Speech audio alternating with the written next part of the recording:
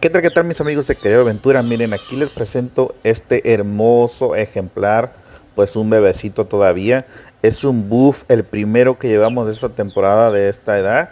Y miren nada más cómo va pintando, este es el color especial que a mí me gusta, un color fuerte, anaranjado, un color buff bien hecho. Este es un buff cabos blancos y pues para el parecer pues va bastante muy bueno, amigos. ¿Cómo ven ustedes? ¿Qué opinan ustedes?